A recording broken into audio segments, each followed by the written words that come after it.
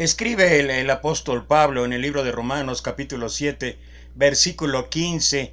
Lo voy a leer en la traducción lenguaje actual. La verdad es que no entiendo nada de lo que hago, pues en vez de hacer lo bueno que quiero hacer, hago lo malo que no quiero hacer. Esta expresión de Pablo en este versículo es la expresión que muchos de nosotros pasamos en el día a día. Queremos cambiar, queremos hacer las cosas que alaben y glorifiquen a Dios, pero tal parece que todos los días, que cada vez es lo mismo y es lo mismo. ¿Por qué cuesta tanto cambiar? ¿Por qué cuesta tanto el tener una actitud, el tener un pensamiento, el tener una acción que realmente alabe y glorifique a Dios? ¿Por qué son intermitentes las formas y los modos en que nuestra vida se presenta ante el Señor? En que es cierto, puede haber victorias, pero las más en ocasiones son derrotas. Y esto se debe a esto que estoy mencionando. Nos cuesta mucho cambiar. Y cuando uno ve la Biblia, cuando uno analiza a muchos de los personajes que hay en la Biblia, uno puede entender varias de las razones por las cuales el proceso de transformación es un proceso que lleva tiempo, es un proceso que finalmente no se termina, pero que se puede avanzar y que cada vez debería uno dar síntomas de que las cosas están cambiando. Sin embargo, para algunos de nosotros, la realidad es que nos cuesta. Hay algunos ejemplos en el pasado. O sea, Abraham no llegó a ser el padre de la fe de inmediato cuando él atendió el llamado del Señor. Deja tu tierra y tu parentela, que yo te llevaré. Y ahí donde lo que sigue diciendo en la promesa. Él llegó a ser el padre de la fe a través de muchas caídas, a través de muchos tropiezos, a través de diversas situaciones, circunstancias que ocurrieron en su vida, que los llevaron a tener de veras estrepitosas derrotas que pareciera ser que jamás iba a cumplir toda y cada una de las promesas que Dios le había dado en su vida. Pero finalmente y por eso es conocido como el padre de la fe. Cuando se requirió el mayor de los sacrificios, él estuvo dispuesto por obediencia a hacerlo.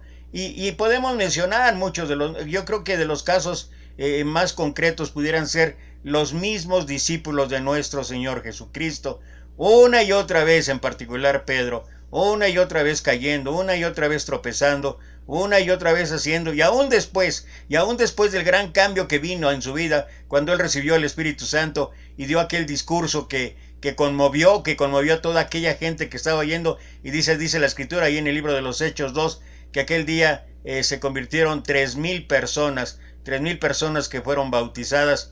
Y bueno, a pesar de esos cambios increíbles, drásticos en su vida, todavía tuvo que batallar. Uno va a Gálatas capítulo 2, donde el apóstol Pablo menciona el encuentro con Pedro y cómo dice: lo resistí cara a cara, porque tenía una actitud de cuando estaba solamente con los gentiles, pero cuando vinieron los de la circuncisión, dice que su actitud cambió.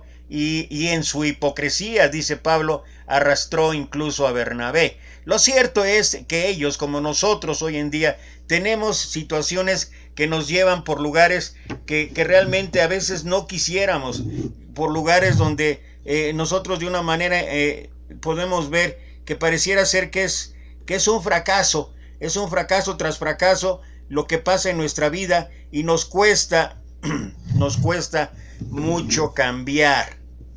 Y eso es lo que quiero tratar en el mensaje que por la gracia de Dios me es permitido dar en este día.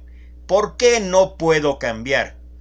Convertirnos en las personas que Dios quiere que seamos al crearnos es un proceso, y es aquí donde voy a hacer mucho énfasis. Es un proceso de adentro hacia afuera. No es un proceso de cambio exterior, como estamos muchos de nosotros a hacerlo, sino que es un proceso que primero implica un cambio interno, un cambio en nuestro interior.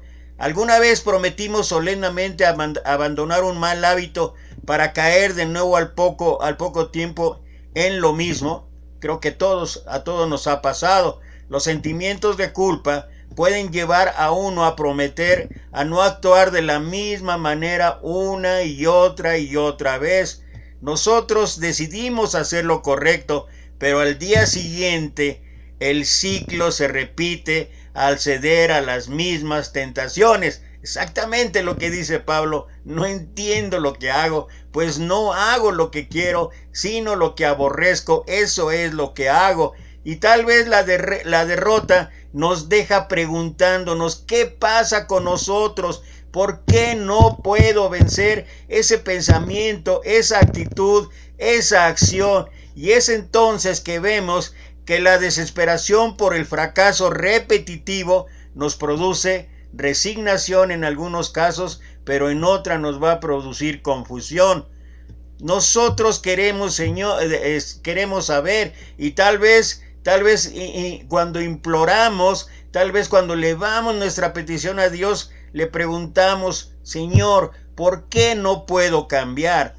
Todos sé que inicialmente todos tenemos el deseo, o quizá la gran mayoría, no lo sé, pero queremos honrar y glorificar a Dios con nuestras vidas, pero una y otra vez hemos vuelto a los viejos hábitos pecaminosos casi de inmediato. Casi después de prometer, apenas han pasado 5 o 10 minutos y tal vez alguna actitud de carácter, alguna acción nos llevan otra vez a caer en los mismos errores, en los mismos hábitos pecaminosos. ¿Qué no se supone que la vida cristiana es más liberadora y victoriosa que todo esto que nos pasa?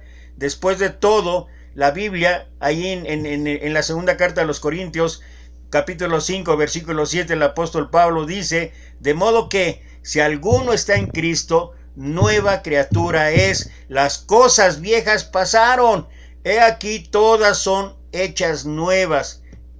¿Por qué entonces el pecado habitual se apodera de nosotros?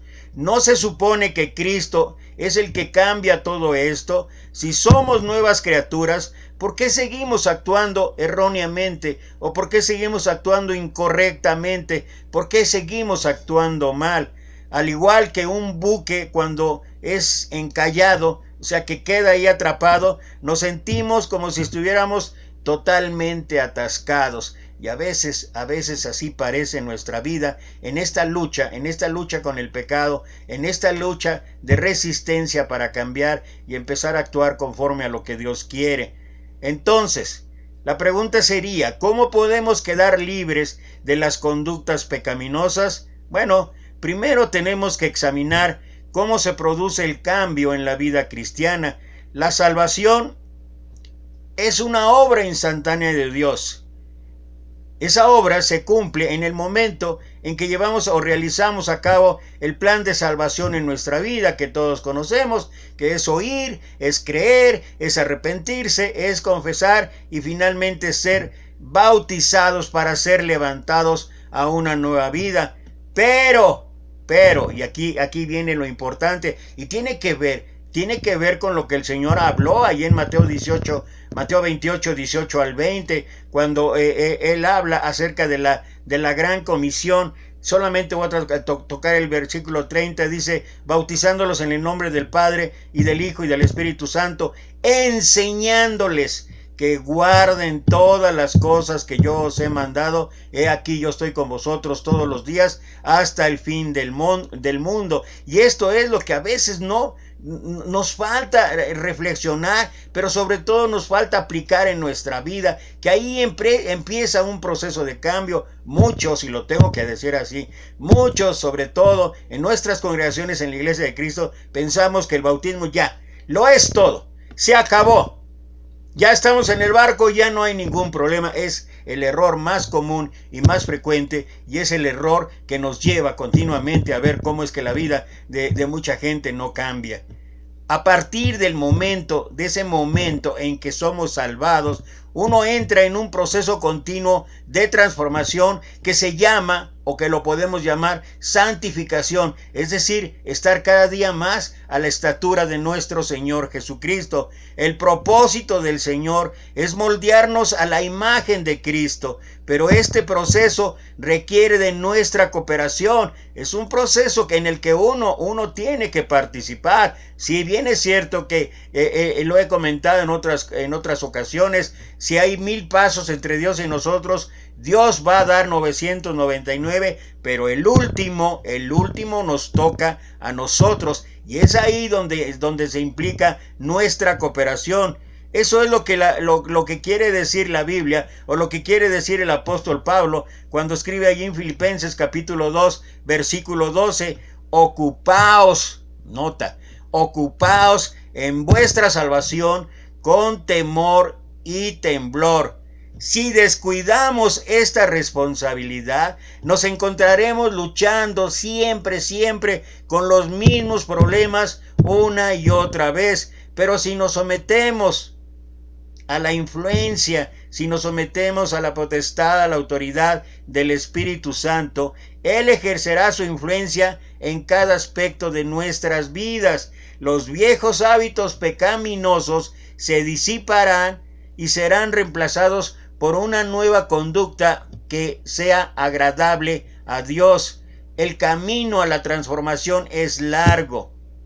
Convertirnos en las personas que Dios quiso que fuéramos al crearnos es un proceso de adentro hacia afuera. Tenemos que entender esto, un proceso de adentro hacia afuera, ya que nuestros pensamientos gobiernan nuestras emociones, decisiones, acciones, actitudes y palabras. Cualquier transformación duradera debe comenzar con la mente. Si lo único que queremos es modificar nuestra conducta o nuestros hábitos externos, nunca experimentaremos la victoria a largo plazo.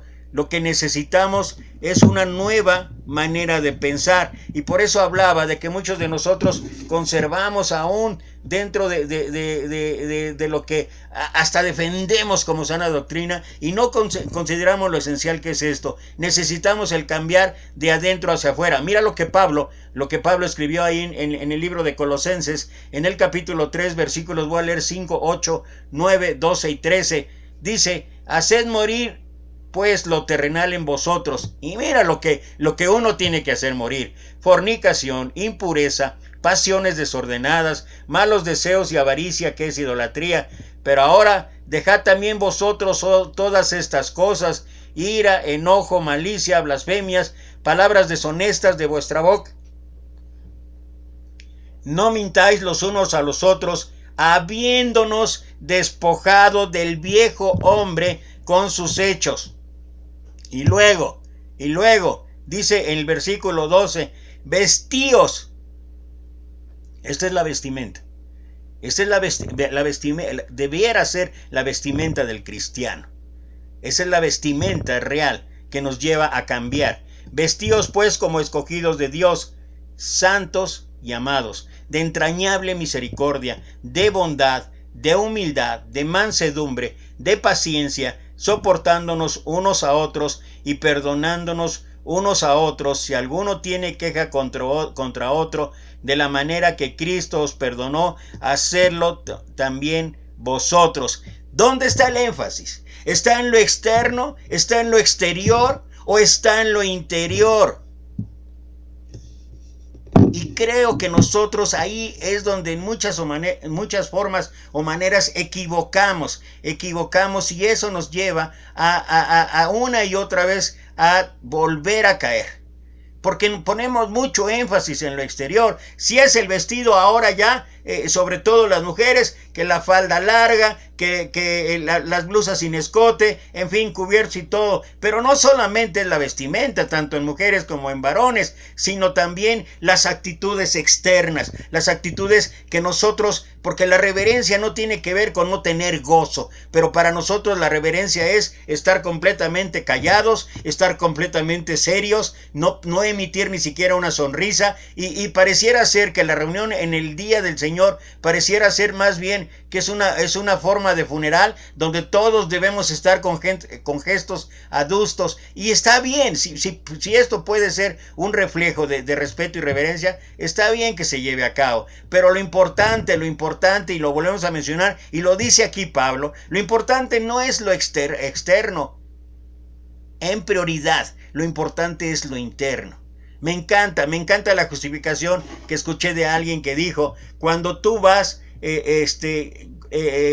a comer un plátano, ¿qué es lo que te comes? ¿Lo de adentro o lo de afuera? Y esto es para justificar un poquito en cuanto a la vestimenta, pero la vestimenta externa. Y dice, no, pues obviamente me como lo de adentro. O sea que la vestimenta externa no tiene mucha importancia, y está bien. Pero de inmediato, el sentido de justificación o el argumento es, pues sí, pero tú cuando vas a escoger el plátano, ¿qué es en lo que te fijas? ¿En lo interno o en lo externo? Ah, no, sí, en lo externo. Y eso pareciera ser la base de que entonces lo que interesa es lo externo. Lo que interesa es que la vestimenta sea diferente. Y yo no estoy diciendo que no tenga que ser de esa manera, pero la prioridad no es lo externo. Imagínate cuando el Señor mandó a Samuel escoger al nuevo rey de Israel. Tú conoces la historia ahí en el primer libro de Samuel. Tú conoces cuando llegó a la casa de Isaí y que vio a cada uno de los hijos y de inmediato él vio lo externo, Samuel, y dijo, este es el escogido, y Dios le tuvo que decir no, porque Dios no ve lo externo, Dios ve el corazón, lo interno. Eso es lo que le interesa. Y cuando Pablo habla aquí en Colosenses que lo que debe haber el cambio en nosotros, lo que nos va a ayudar a poder cambiar y no tener que caer una y otra vez, es cambiar lo interno, es dejar atrás todas esas cosas que sabemos que no nos llevan a alabar y glorificar a Dios, cosas como la ira, el enojo, la malicia, blasfemias, palabras deshonestas de vuestra boca, que es difícil que entre nosotros podamos hablar el gran mal que significa la hipocresía, la indiferencia, la flojera. La Biblia dice, el que sabe hacer lo bueno y no lo hace, le es pecado, pero parece ser que es lo que menos le hemos dado énfasis. Hoy lo que nos interesa es que el edificio esté pulcramente limpio. Es más, quienes pueden en una congregación, hasta tenemos dentro del servicio a una persona encargada de hacer la limpieza y que el lugar esté perfectamente limpio. Y ahorita con lo de la pandemia, para aquellos que se reúnen en el edificio, que esté sanitizado, que esté libre de impurezas, que todo. O sea, le hemos dado demasiado énfasis en lugar de preocuparnos de que cada uno de nosotros llegue con la mejor actitud, llegue con la mejor disposición, llegue con el deseo de alabar y glorificar a Dios en todos sentidos, en todas formas, en toda mente, de todo corazón. Eso es lo que menos estamos a veces promoviendo. Promovemos más lo externo. ¿Dónde está el énfasis de lo que habla Pablo? Por eso ahí mismo, también en el libro de Colosenses, pero en el capítulo 2, versículo 16, él escribe: por tanto, nadie os critique en asuntos de comida o de bebida, o en cuanto a días de fiesta, luna nueva o sábados. Si habéis muerto con Cristo en cuanto a los rudimentos del mundo, nota, ¿por qué como si vivieras en el mundo os sometéis a preceptos tales como no uses, no comas, no toques? Híjole. Todos estos preceptos son solo mandamientos y doctrinas de hombres, los cuales se destruyen con el uso. Tales cosas tienen a la verdad cierta reputación de sabiduría. Por eso mencionaba yo, está bien si lo externo es importante, que puede ser, ok, hay que cuidarlo. Pero más importante que lo externo es lo interno, es en lo que deberíamos estar trabajando. Si nosotros trabajamos en lo interno, si cada uno trabaja en su vida en tener ese sentimiento de pureza, ese sentimiento de santidad, esa situación que nos lleve de verdad a tener una relación apropiada con Dios, lo externo va a venir como consecuencia. Pero queremos de hacerlo de afuera hacia adentro en lugar de hacerlo de adentro hacia afuera. Por eso dice Pablo, tales cosas tienen la verdad cierta reputación de sabiduría, pues exigen cierta religiosidad. Eso es en lo que hemos caído. Humildad y duro trato del cuerpo, pero no tienen valor alguno con los apetitos de la carne. Y vale la pena aquí contar la historia que me encanta. Aquella historia que dice que un caballero nace o se hace. Había un rey que tenía 2 hijos. Uno de los hijos argumentaba que un caballero nacía. El otro decía no, un caballero se hace. De tal manera que el rey, para que cada uno tuviera la oportunidad de probar sus teorías, les dio la oportunidad de una semana juntar los argumentos suficientes para comprobar lo que ellos pensaban. De tal manera que los 2 hijos se fueron, fue avisado todo el reino y los hijos salieron. El que decía que un caballero se hacía, pareciera ser que encontró rápidamente el argumento, rápidamente la prueba de lo que él requería o necesitaba. Entró a una taberna y en la taberna había un gato, elegantemente vestido, pulcro, limpio, perfectamente cortadas sus uñas.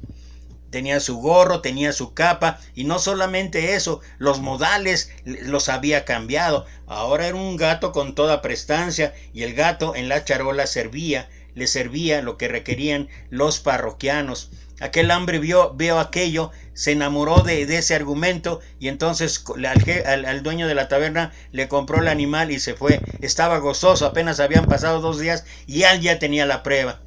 El otro hermano, el que decía que un caballero nace, no le fue tan bien.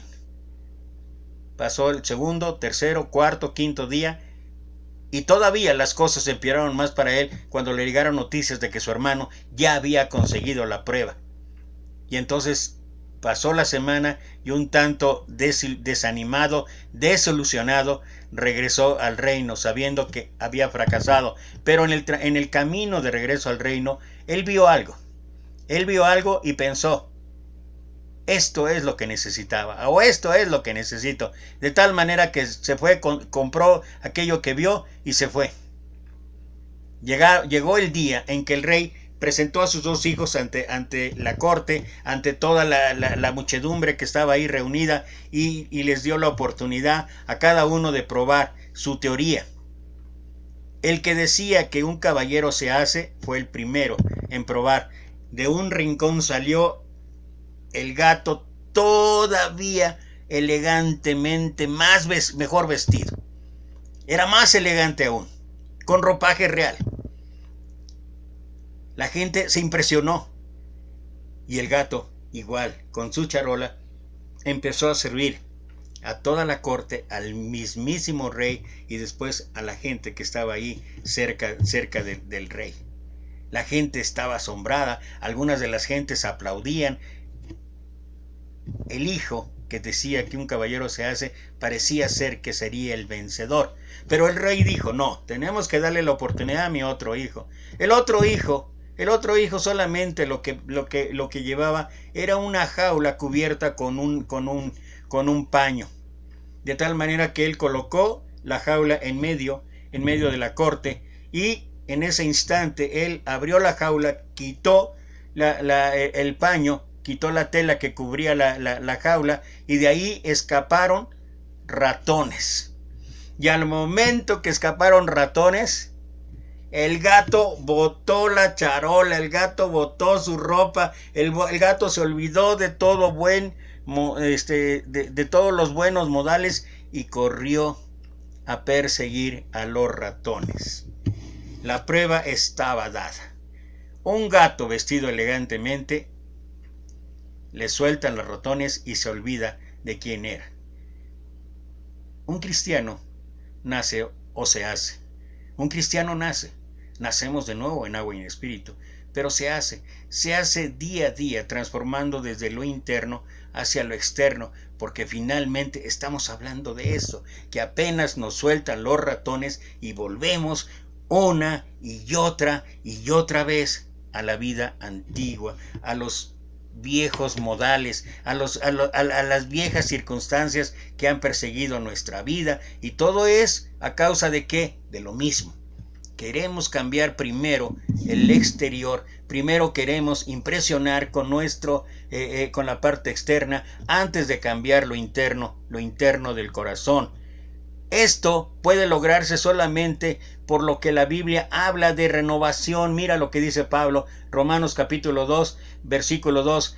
transformando no os comprobéis este mundo, sino transformaos por medio de la renovación de vuestro entendimiento, no de nuestra ropa, no de lo externo, de nuestro entendimiento, para que comprobéis cuál sea la buena voluntad de Dios, agradable y perfecta. No es una transformación repentina, sino un proceso que va a durar toda la vida. En el momento de la salvación, el Señor no borra todos nuestros patrones negativos y pecaminosos de pensamiento, así como no elimina automáticamente nuestras imperfecciones físicas. Si hay algunos que tenemos una cicatriz en nuestro brazo antes de recibir a Cristo, lo más probable es que todavía la seguiremos teniendo después de cumplir el plan de salvación. Somos un reflejo de todo lo que hemos estado pensando durante años. Desde el principio se nos enseñó a responder a las situaciones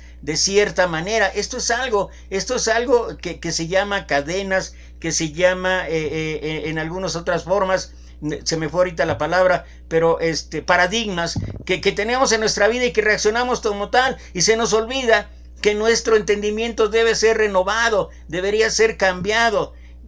Y esto es lo que hemos visto en cada aspecto de nuestra vida. En algunos casos podemos ver cómo las expresiones de las personas revelan la manera como se han desarrollado sus mentes a lo largo de su vida, grabando en sus rostros su continua preocupación, el dolor o el sentimiento de culpa. Y esto es algo real.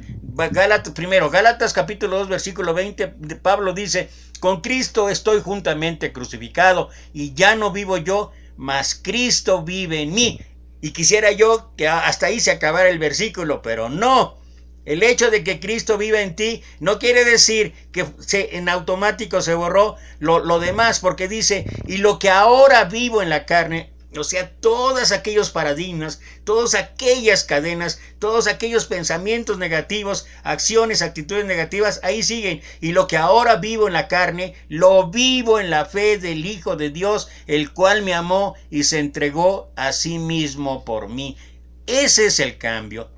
Y nosotros tenemos que estar pensando siempre en que realmente nuestra vida tiene que cambiar momento a momento y de manera inmediata cuando empezamos a aprender algo. Por eso Santiago, ya dije que primero Pablo en Gálatas y Santiago dice: si alguno es oidor de la palabra, pero no hacedor de ella, ese es semejante al hombre que considera en un espejo su rostro natural. Él se considera a sí mismo y se va, y pronto olvida cómo era. Es lo que estamos hablando. Por eso parece ser que no hay ningún cambio en nosotros. Parece ser que nos hemos vestido de religiosidad, porque el día domingo todos somos cristianos santificados. Cuando llegamos a la iglesia, excepto que de veras estamos atravesando por una situación dificilísima de dolor, de sufrimiento, de tragedia, entonces tal vez lo reflejemos, pero generalmente llegamos como si la vida pintara de color de rosa, cuando lo cierto es que en la semana tal vez tuvimos actitudes, tuvimos pensamientos, tuvimos situaciones que en nada alabaron y glorificaron a Dios. Eso es de cada uno, eso es lo que tiene que ver cada uno y analizar cada uno. Yo no estoy diciendo que tenga que ser así, estoy hablando por mí. Pero hay ocasiones en que pienso el día domingo: ¿cómo es posible que todo lo que he aprendido no pueda yo aplicarlo diariamente en mi vida? Pero creo que no soy el único, y muchos somos así. Y vuelta a lo mismo, nos vestimos de religiosidad y damos una apariencia totalmente diferente. Nada más cada uno tiene que, aparte de someter a prueba su propia obra, como dice Pablo allí en Gálatas, mírese en el espejo. ¿Ve usted el gozo de Cristo en sus ojos, o delata su aspecto los efectos destructivos del pecado? Es una buena prueba que puede hacer cada uno. La buena noticia es que no importa cuáles hayan sido nuestros pensamientos en el pasado, Dios puede enseñarnos a pensar de manera diferente, pero nosotros tenemos que decir sí al cambio. Él le da su espíritu, Él nos da su espíritu para guiarnos mediante un proceso que produce una restauración real y un cambio permanente.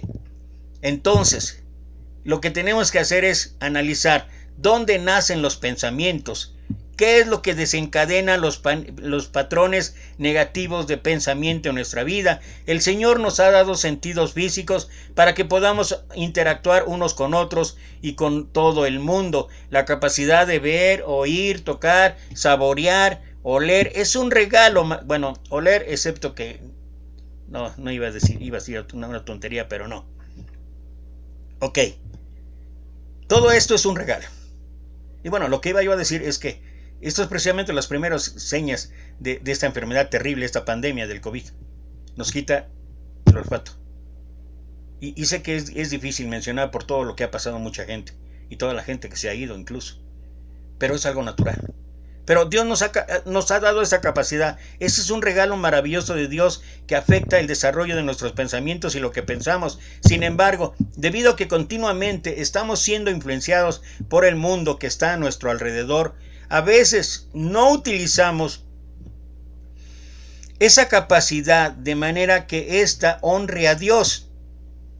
Experimentamos la vista, sonidos, olores, sabores o sentimientos que nos dan un placer momentáneo y comenzamos tal vez a pensar, ¿qué más podría haber? Luego por eso en México dicen, la curiosidad mató al gato. Y así comienza la espiral descendente. Nuestros sentidos desencadenan pensamientos que provocan patrones destructivos de conducta. Así es como llega el pecado a nuestra vida. Mira lo que escribe Santiago capítulo 1, versículo 14 y 15. Cada uno es tentado cuando de su propia concupiscencia o sus malos deseos es atraído y seducido. Entonces la concupiscencia, después de que ha concebido, da luz al pecado, y el pecado, siendo consumado, da luz a la muerte.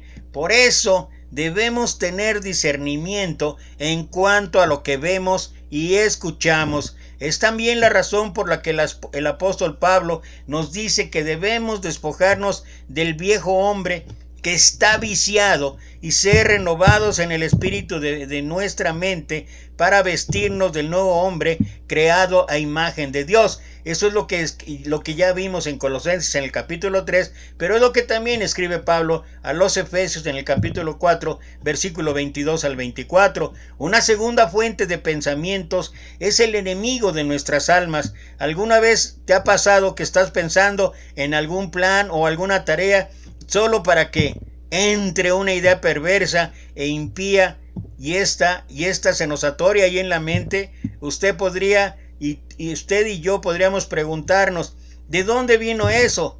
Bueno, pues son los ataques del enemigo de proyectar sus ideas en nuestras mentes y torcer la verdad, incitándonos a desobedecer a Dios. Su propósito es destruir nuestro carácter y llevarnos a la desobediencia. Es exactamente el proceso que menciona Génesis capítulo 3, versículo 1 a 6, cuando Satanás llegó ahí a la mujer. Paulatinamente la fue envolviendo para que un árbol que a lo mejor ni siquiera lo veía, ella entonces viera que era codiciable, hermoso a la vista, codiciable para alcanzar sabiduría. Y tú conoces el resultado, pero eso que pasó ahí es lo que sigue pasando con nosotros, es lo que sigue ocurriendo.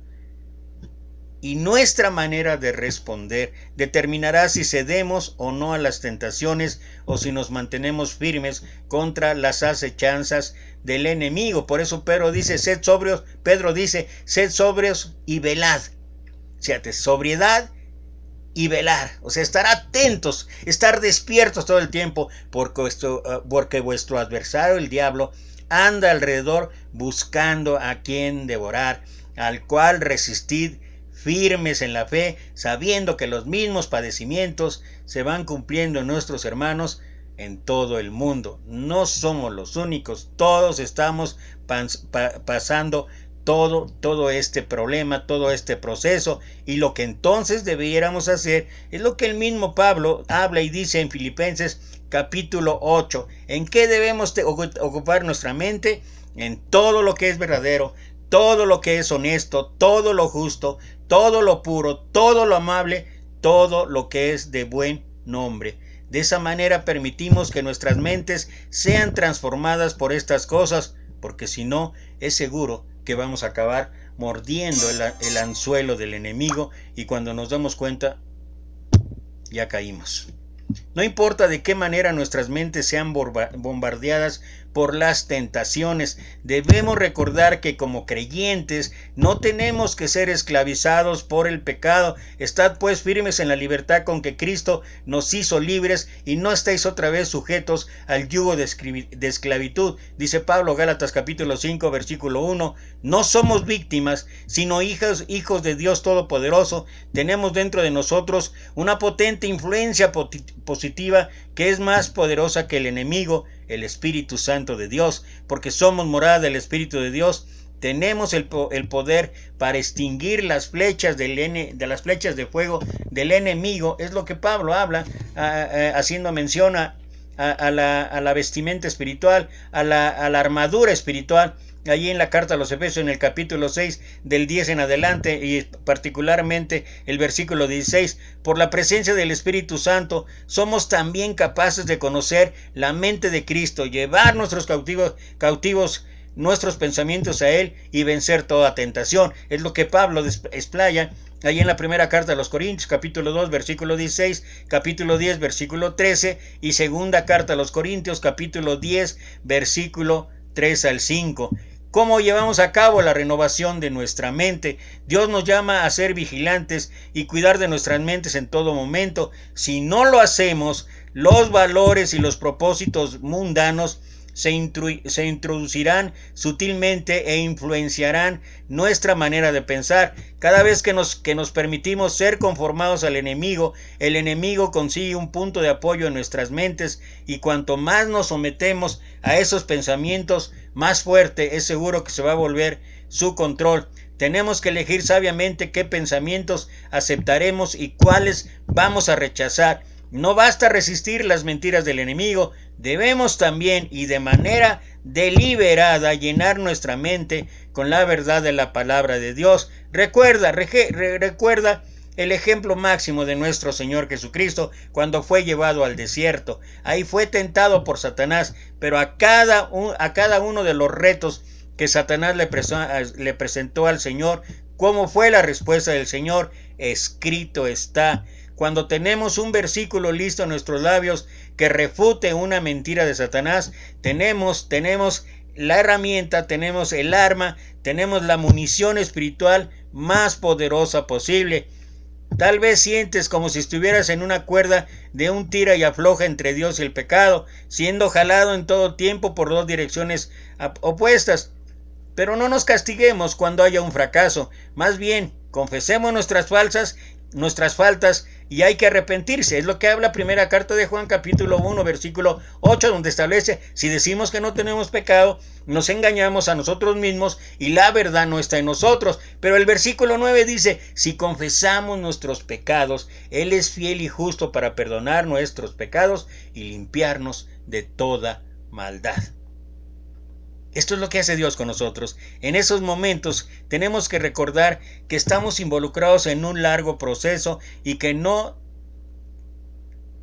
tiene Él el poder de renovar su propia mente. Esforzarse más y más y más y hacer promesa a Dios solo nos va a desanimar, porque con nuestras propias fuerzas nunca será capaz de cambiar. Y esta es la teología, o esa es la doctrina del mundo actual: la fuerza de voluntad. ¿Sabes qué? Efesios capítulo 6 versículo 10 habla y dice, entre otras cosas, lo siguiente, y creo que esto nos puede ayudar para aquellos que mantenemos esa filosofía de que con fuerzas de voluntad se va a lograr. Una cosa es cooperar, una cosa es decirle sí al Señor, una cosa sí es colaborar con el Señor, como colaboradores del Señor, dice Pablo, pero otra cosa es poder entender esto que Pablo escribe en la carta a los Efesios, capítulo 6, versículo 10. Por lo demás, hermanos míos, fortaleceos en el Señor y en su fuerza poderosa, vestidos de toda la armadura de Dios, para que estáis firmes contra las acechanzas del diablo, porque no tenemos lucha contra sangre y carne, sino contra principados, contra potestades, contra los gobernadores de la tierra de este mundo, contra huestes de maldad en las regiones celestes. Entonces, regreso al versículo 10. Fortaleceos en el Señor y en su fuerza poderosa. Es importante la disposición. Sí, lo estoy hablando y lo estoy diciendo, que uno tiene que decir sí. Uno tiene que prestarse a que Dios trabaje en nosotros y uno decir, heme aquí, tú eres el alfarero y yo el barro. Señor, moldéame. Pero otra cosa es pensar que nosotros con nuestros esfuerzos vamos a lograr superar esto. La obra verdadera es del Espíritu Santo y eso toma tiempo. Por tanto, hay que someternos siempre a la dirección de Él, prestar atención a sus advertencias y obedecer su voz. Hay que comenzar hoy. Como creyentes podemos esperar que este proceso de transformación continuará hasta llegar al cielo, estando persuadidos de esto. El que comenzó en vosotros la buena obra, la perfeccionará hasta el día de Jesucristo. Es lo que dice Pablo en Filipenses 1:6. Sin embargo, lo importante es, así sea cada mañana, lo importante es comenzar hoy. Necesitamos empezar a cambiar hoy. Necesitamos, a pesar de las circunstancias, a pesar de esta terrible pandemia, a pesar de muchas limitaciones que ahora tenemos, necesitamos empezar a cambiar hoy mismo para honra y gloria de Dios. Así como su batalla se inició al ceder la tentación, también su camino a la victoria podrá comenzar con un acto de sometimiento a Dios. Por el poder del Espíritu Santo, comience a decir no a los pensamientos que no tienen cabida en la vida de un creyente y a decir sí a los que sí tienen cabida mediante la meditación en las Sagradas Escrituras, en la oración, en la comunión unos con otros. Es así como tenemos las herramientas que Dios ha dispuesto para poder vencer todo esto. Si usted y yo llenamos nuestra mente con la verdad de la palabra de Dios, tendremos discernimiento y podremos identificar más fácilmente los pensamientos y los sentimientos que desencadenan una respuesta pecaminosa cada vez más frecuente y cada vez en más fracasos. Lo cierto es, y con esto quiero terminar, lo cierto es contando una experiencia propia, pero realmente más que experiencia, esto es algo real. He dicho y he reiterado que el cambio debe ser de adentro hacia afuera. Alguna ocasión salimos del hogar por espacio de 3 días, debido a que en algún momento de nuestra vida, en alguna de las casas donde vivimos, mi familia y yo tuvimos un problema de cortocircuito y esto ocasionó prácticamente un pequeño incendio, más de humo y todo, pero que los vecinos, gracias a Dios, se dieron cuenta y pudieron sofocar. Debido a eso es que acostumbrábamos entonces cada vez que salíamos en viajes largos a desconectar totalmente el switch de la luz. Es de tal manera que esa vez salimos, íbamos a estar fuera 2 días y desconecté yo el interruptor principal. Pasaron los 2 días y cuando regresamos entramos a la casa. El viaje de regreso fue un poco pesado y yo llegué con mucha sed. Entonces lo que yo quería era ver si había un poco de agua fría en el refrigerador o refresco. No me quiero autoengañar. O refresco. Pero entonces fui y abrí el refrigerador y ¿qué crees? Literalmente el refrigerador apestaba. ¿Por qué apestaba? Bueno, se había quedado comida dentro del refrigerador, comida que se echó a perder, porque no hubo luz, entonces no funcionó el refrigerador. Cerré la puerta y pensé, ya sé, ahorita voy a acabar rápidamente con el problema. Fui por una cubeta con agua, con jabón, y le dije a mi esposa, no te preocupes, yo me encargo del asunto. Y entonces fui y empecé a lavar todo el exterior del refrigerador, en los costados, en el frente. Dejé todo perfectamente limpio y hasta pulido. Y dije, ahora sí, ya abrí el refrigerador y ¿qué crees? Oh, el olor ahí seguía. Cerré el refrigerador y dije, ¿qué puede pasar? ¿Qué es lo que puedo necesitar para que el refrigerador se vea mejor? Y dije, ya sé, lo que este refrigerador le hace falta es ser un refrigerador con mucho caché, que tenga cosas importantes fuera, que tenga algunos pegotes, que tenga algunas figuras. Es más, le voy a poner un florero encima del refrigerador y que se vea su apariencia externa hermosa. Y eso fue lo que hice. Y entonces cuando terminé, hasta me alejé, vi el refrigerador y wow, el refrigerador se veía fantástico, con todos aquellos pegotes, con todos aquellos adornos que tenía. Entonces me dirigí, ahora sí, terminé con el problema. Abrí la puerta del refrigerador y ¿qué crees? El refrigerador seguía oliendo horrible. Lo cerré y dije, me acordé, ay, si yo soy cristiano.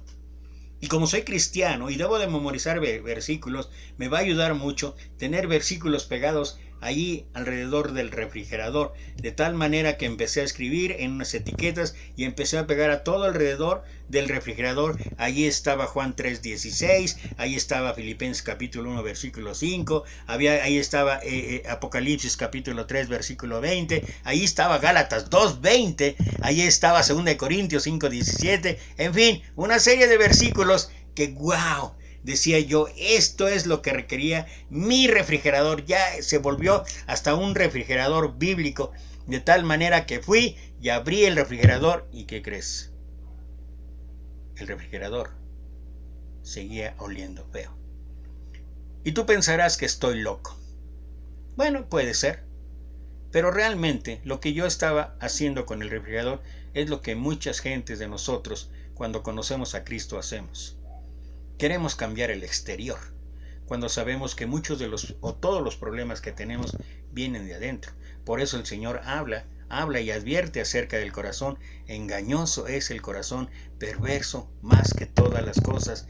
¿Quién lo conocerá? Solo yo, Jehová, que escudriño la mente y doy a cada uno conforme a sus obras. Y después adelantito ahí en Jeremías dice que Él nos va a dar un corazón de carne, un corazón nuevo. Y por eso David escribe allí en el Salmo 51, y con esto termino, hablando acerca de la importancia que significa el cambiar nuestro interior. Y esto es lo que el rey David escribió ahí en el Salmo 51, y que nos puede ayudar para de una vez por todas empezar a actuar de manera diferente. Mira, ¿por qué nos cuesta cambiar? ¿Por qué cuesta tanto hacer cambios en nuestra vida? Porque debemos cambiar de dentro hacia afuera. Esto es lo que escribe David, Salmo 51, versículo 15. Señor, abre mis labios y publicará mi boca tu alabanza, porque no quieres sacrificio, que yo lo daría. No quieres holocausto. Los sacrificios de Dios son el espíritu quebrantado. Al corazón contrito y humillado no despreciarás tú, oh Dios. Y lo voy a volver a leer en la traducción lenguaje actual, donde dice: Señor y Dios mío, Dios de mi salvación, líbrame de la muerte, y entre gritos de alegría te daré gracias por declararme inocente. Abre mis labios y te cantaré alabanzas. Yo con gusto te ofrecería animales para ser sacrificados, pero eso no es lo que quieres, eso no te complace. Para ti la mejor ofrenda es la humildad. Tú, mi Dios, no desprecias a quien con sinceridad se humilla y se arrepiente. Eso es lo que necesitamos para cambiar lo de dentro. Un corazón contrito y humillado, un corazón que se someta a los principios, que se someta a los preceptos, que se someta a la voluntad de Dios. No un cambio externo. No seamos como el gatito, porque finalmente cada mañana, cada día nos sueltan los ratones y regresaremos a nuestra conducta pecaminosa. Señor, abre mis labios y publicará mi boca tu alabanza, porque te agradas de un corazón contrito y humillado. A ese corazón no desprecias tú, oh Dios. Que Dios te bendiga.